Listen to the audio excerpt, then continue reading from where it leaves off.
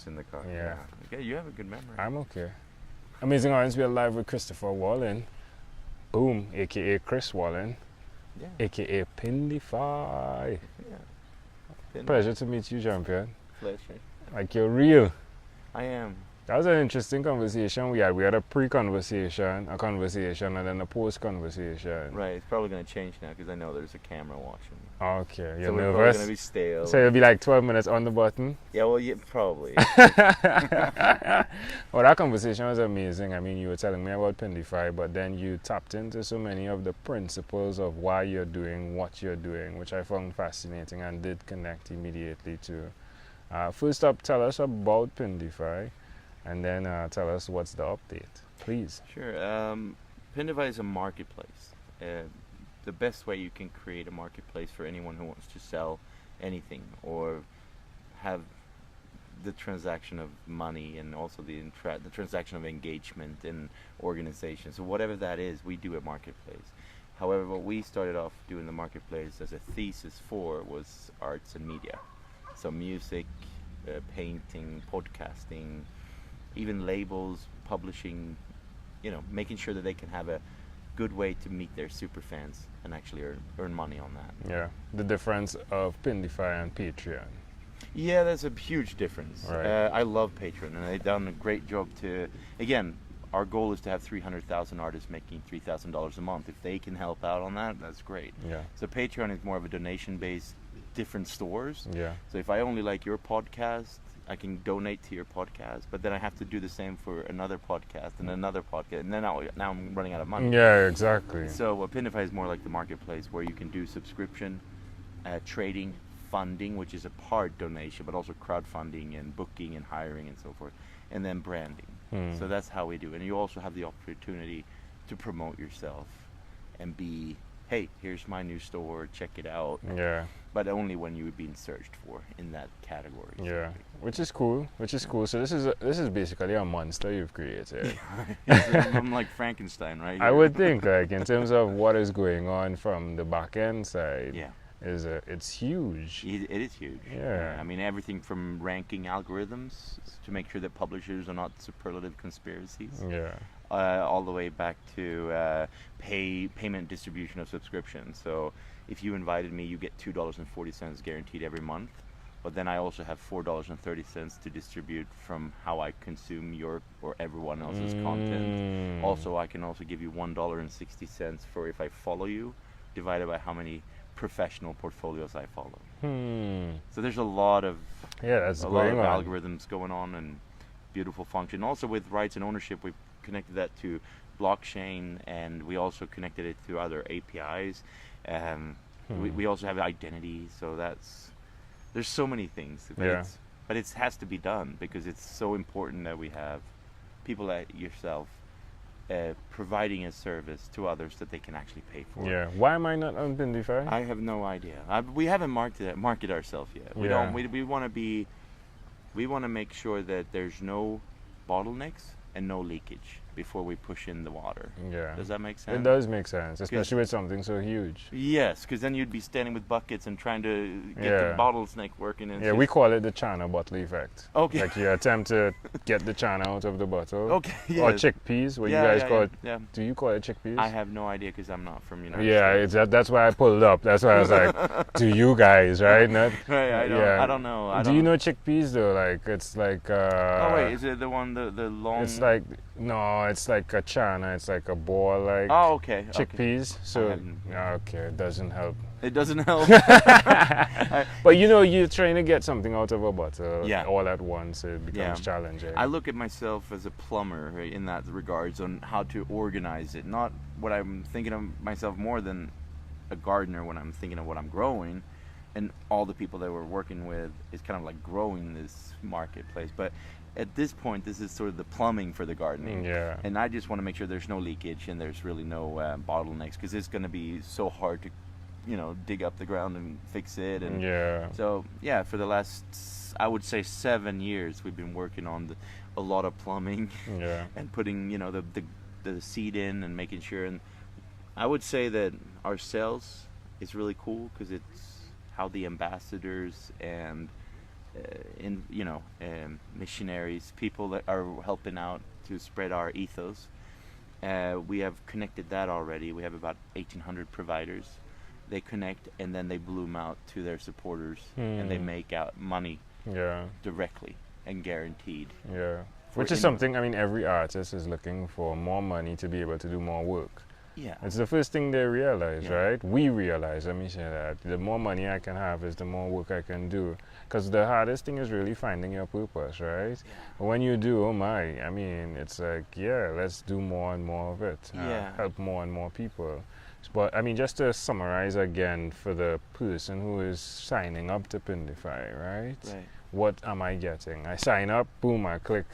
I log in, I use Facebook, and then what? Then what's next? First of all, we will ask you, are you a supporter or are you a provider of arts and media? Right. So you provide a service for arts and media.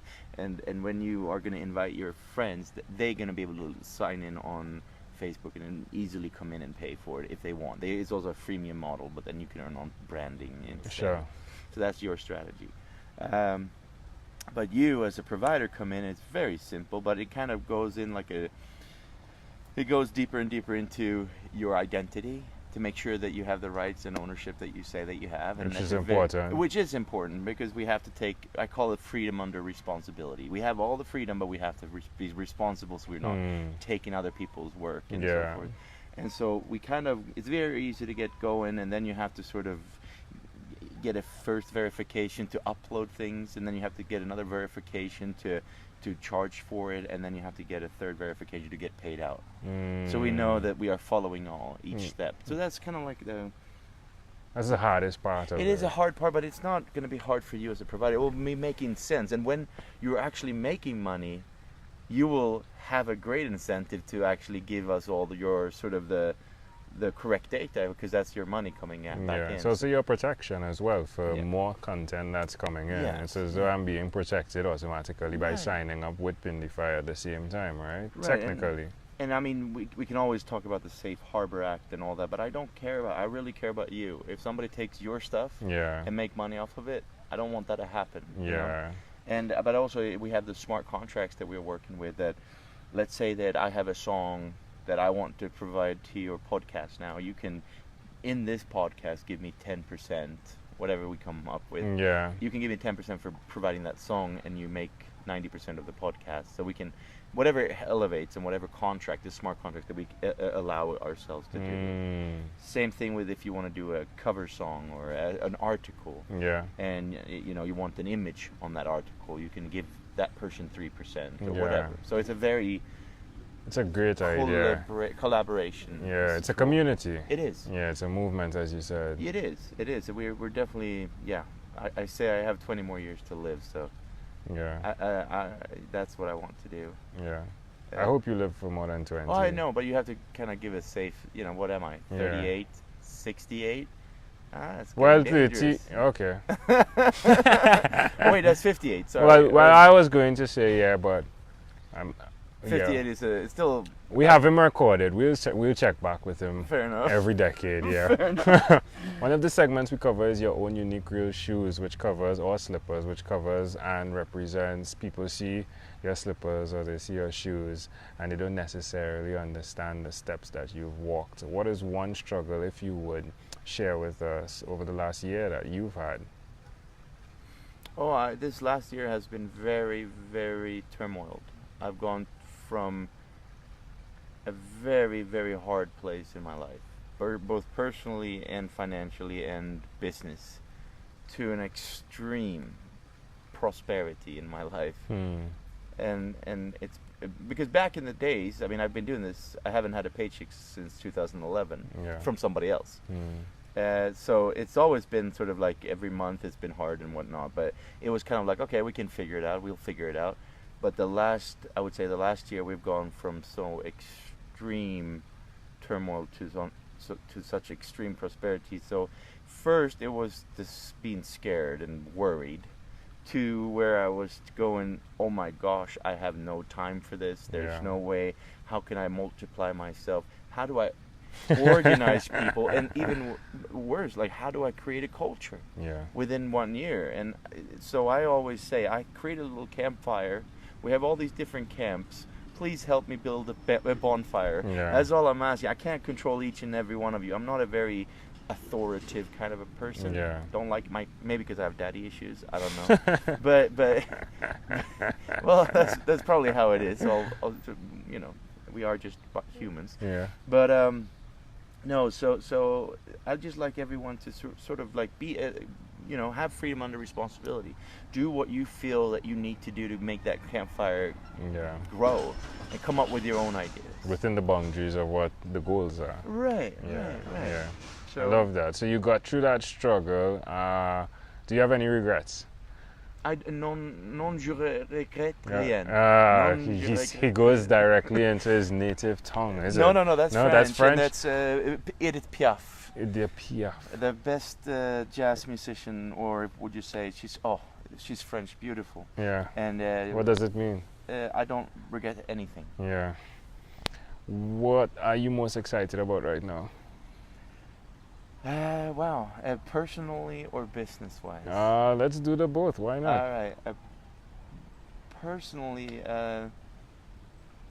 I think just creating that balance in life that I have, or that I'm trying to achieve, which are the only 7 things.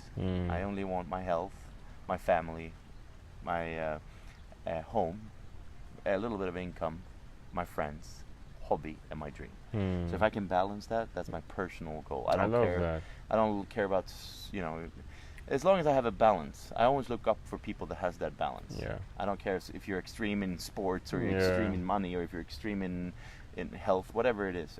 That's just an extremity, like an extreme You want balance. balance. I see people who has a balance, and I look up to them. I'm like, wow, they have balance. Yeah. That's beautiful. And so that's my personal. Business-wise, I look forward to the launch, where we can start to grow organically, and, you know, earn money. September? September, yeah. Boom. Looking forward to that. Yeah. September. So we could go to Findify now, though.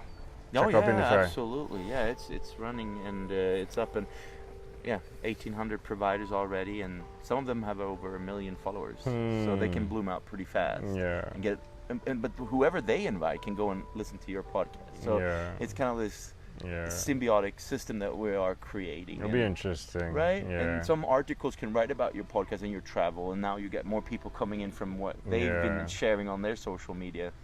So it's kind of like we're growing and sort of building it together. Yeah, I need a place like that somewhere where everything could just be one place. Yeah, Yeah. it sounds so simple. Because Facebook is like, it's very hard, because they're gonna Yeah, they're Divide- always divide out what it is, and you know, Yeah. it's hard. They're coming back to being a family-oriented, sort of a social. Well, you pay for what you need to get done with them, which is a harsh pay. Yeah, but it's also very hard, because on Findify, you know, it's a marketplace, whereas Facebook, you know, this is a social. It's supposed to be. This It's is a a social family media oriented. platform. I don't want to see Kentucky Fried Chicken giving me Yeah. an offer while I'm watching my mother's birthday, which is today, actually. Oh, really? Which was must have been subconscious. Yeah. No, so whereas we don't want, we do allow branding, but it's not going to come from Findify. Yeah. We match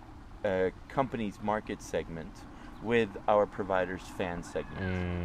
And if they like the offer the market or the brand wants to give out, for instance, if you have Urban Ears or like Skull Candy, it's like headphone companies. If they give you $10 for everyone who clicks on your affiliate link, so they can buy the headphones, Then you connect that. yeah, to you that. connect that to that. But Yeah. that's up to every provider if they want to be able to be selling or branding. It's not sleazy that way. It's just really being the connector, the medium, if you would. Yes. That's wonderful.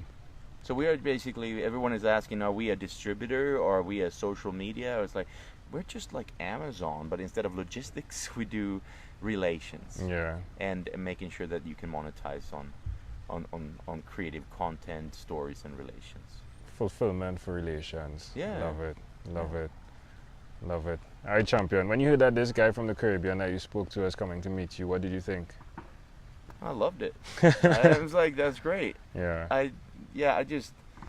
It's been again very crazy going on right now. So I've been very short on time. Sorry about that. No, you're good. You're on time, man. I am You're on time. Yeah. Christopher, 4 minutes late. 4 minutes and 30 seconds, actually. Oh yeah, you're right. That's such a digital age. Yeah. When we have a Skype meeting and you're not there at 10, you're there at 10 and 30 seconds. Like you're 30 seconds late. Yeah, what's up, man? Why you? No, we were cool, Amanda and I were just having a conversation about rest, actually, and how that plays an important part. Yeah, so you're good. You came just in time. In closing, champion, what would you like to share with our amazing audience? Wow. Yeah, balance. Create balance in life before and start loving yourself. It's hard to love yourself. Me, it's really hard to love. But if you can create a balance and sort of work from there, I think spiritually and it's something else. There's a bigger divine purpose, and if you're in balance, it's easier to prospect and work through that and create something much more beautiful when you leave this world. Sort of. So the more balanced you are, the easier you can sort of progress this divine way of changing the world for a better place. In the next 40 years, when you leave in the next 40 years. Yeah, 40. All right, I'll get 40. Yeah, I'll have to go out and do some gym and work out a little bit first. Amazing audience, Christopher Wallins. Christopher, thank you for being on What is Inspired by 12-Minute Convos with Angel Jones. Boom. Thank you, sir. Did you have fun? Oh, I loved it. Boom. That was great.